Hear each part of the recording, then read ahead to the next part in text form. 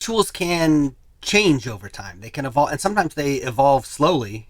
But also, I think, for example, of the pandemic, when all of a sudden we had to Hmm. change a lot of things very quickly, and yet we wanted to keep those rituals in place.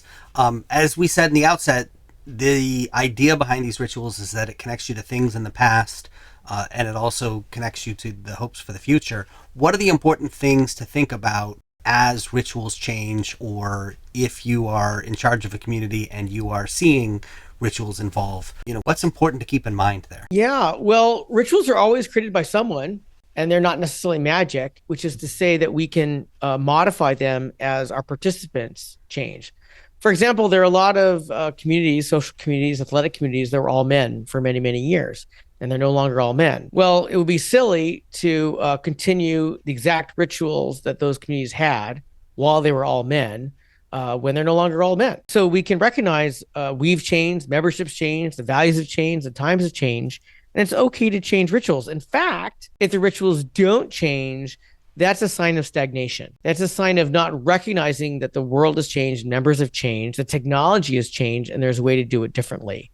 Now, that doesn't mean that we can't recognize what the strengths of the rituals we have, be they initiations or graduations or honoring, but that we can notice that it can be done differently. I was talking to a head of school once that had a senior tradition where the seniors of that school would dress up in bathing suits and like run chaotically through a school event, creating chaos as their senior day prank. And there may have been a time where that was fun and irreverent and considered an exuberance of youth, but it had distilled into an event that was simply just obnoxious and distracting. And because it had no meaning to it, it was just also inane. And the students who were aspiring to do it weren't doing it because it had a great meaning. They were just doing it because that's what had been done. And so that head of school made an effort to reflect, well, what is an appropriate senior day event now that the seniors can do something that is fun, but has meaning to it and contributes to school as opposed to just being obnoxious and distracting. And I was really proud that there was someone willing to look at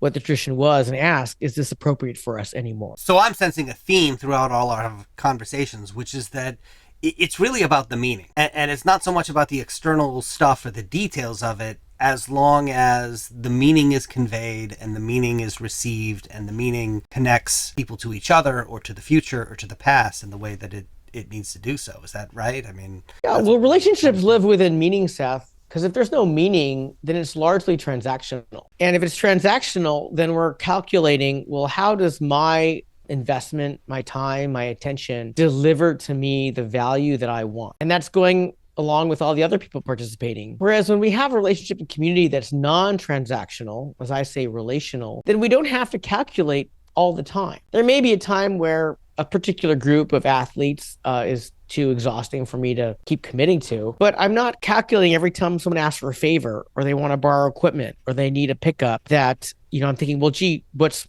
my return on my investment on this? And when we're working in a non-transactional relationship, in this case, network of relationships, the meaning of the actions we take together are really powerful and really important. so let's say I am a community leader and I'm in charge of a ritual or certain rituals within my community. How can I screw it up? Like, what are the mistakes that you sometimes see, and how can we avoid those mistakes? Yeah, a big mistake that I see is that leaders don't recognize the profound meaning of seemingly silly action. They don't understand that otherwise silly activities that look inefficient can be part of profound rituals. An example that comes to my mind is I was leading a workshop and someone said how she remembered a ritual that was really powerful, but it was so silly. She was in school and she was an all-girls school. And at one point, when she was a schoolgirl, the alumni came to the school.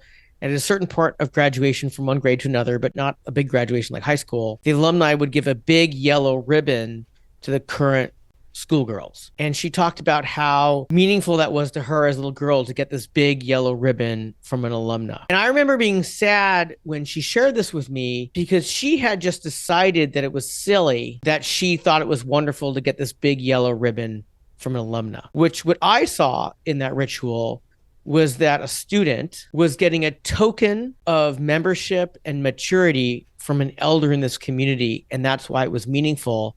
And yet, as an adult, she had dismissed it as being silly. So she couldn't recognize that while it looked silly, people didn't understand its meaning. It could be, in fact, was profoundly important to someone in the community and in the ritual.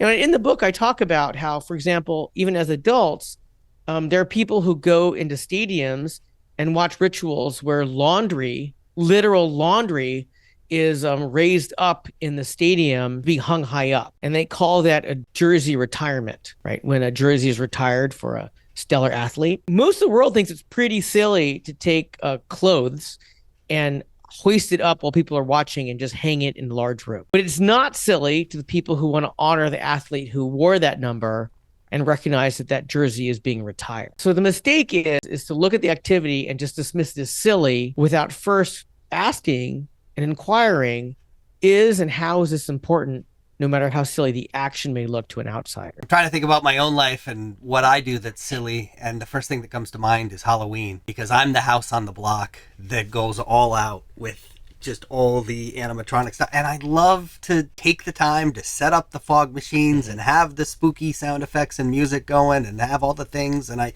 love it when the kids come up and they're scared by it. And it's become something in my family where, like, that's just it for us, is to sit there for 4 hours and pass out candy to all the kids that come up. And I don't know, it's silly, but it means something. Well, my guess, Seth, is you consider that commitment a contribution to the neighborhood.